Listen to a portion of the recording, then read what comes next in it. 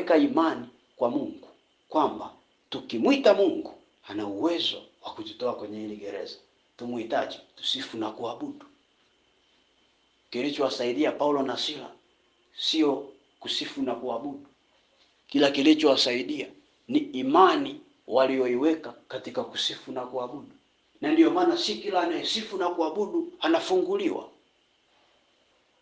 Lakini ukiweka imani ndani ya kile unachofanya cha kiibada, ndipo kinakuletea matokeo sawa sawa na ulivyoweka. Ndio maana Paulo na Sila walipoweka imani katika kusifu na kuabudu, ghafla maisha yao yakabadilika pale pale. Maana Biblia inasema waliposifu na kuabudu, milango ya gereza ikafunguka, wakatoka.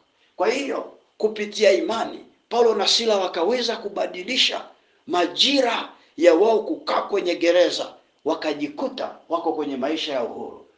Sijui ni kifungo gani unacho kwenye maisha yako.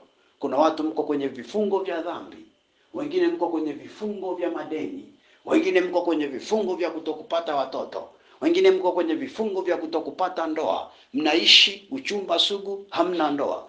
Sijui uko kwenye kifungo gani, lakini Mungu anachonisemesha jioni ya leo ni kwamba utakapoweka imani kwa Bwana. Paulo na Sila waliweka kwa njia ya sifa.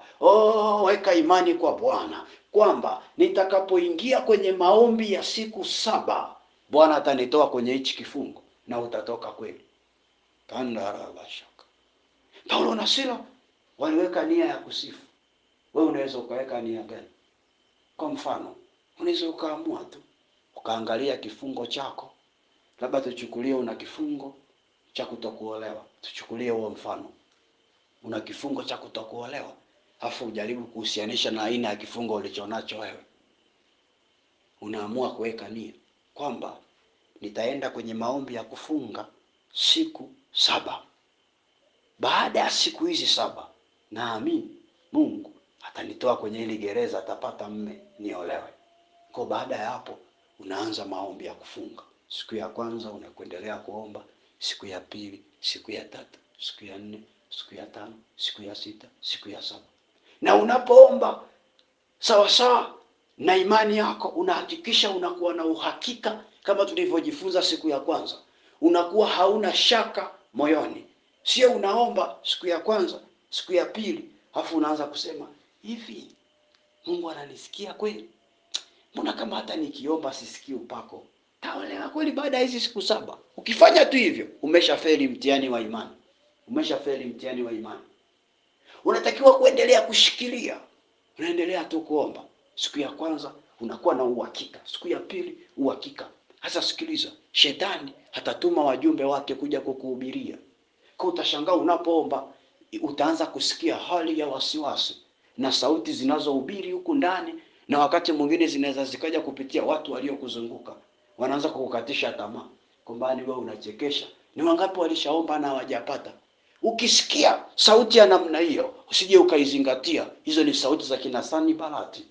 Unamfahamu Sanibalati?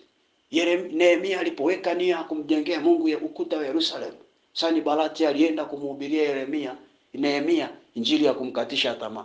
Akamwambia, hutaweza kufaulu kujenga ukuta wa Yerusalemu. Wamejaribu watu wengi kujenga, wameshindwa. Hutaweza, wewe ni kijana mdogo.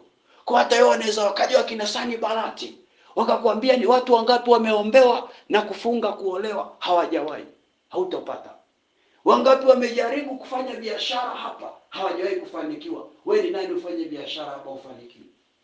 Wangapi wamejaribu kutanuka kihuduma, kutanua ukubwa wao wa utumishi, hawajafanikiwa. Wewe ni nani? Watakupa na mifano ya watu wanaokuzidi waliojaribu ili tu ukate tamaa. Lakini nisikilize, Nehemia hakukata tamaa. Aliendelea kuamini kwamba nitajenga ukuta. Paulo na Sila wakukata tamaa. Waliendelea kuamini katika sifa tutatoka gerezani. Kwa na wewe pia usikate tamaa. Endelea kuamini ile nia uliyoweka. Kama ni nia ya sadaka, kama ni nia ya kufunga na kuomba, endelea tu kufunga na kuomba huku ukiamini. Zikifika siku 7, kama imani yako uliyoweka haujasaliti agano la kwako na Bwana, utashangaa Mungu anakufungulia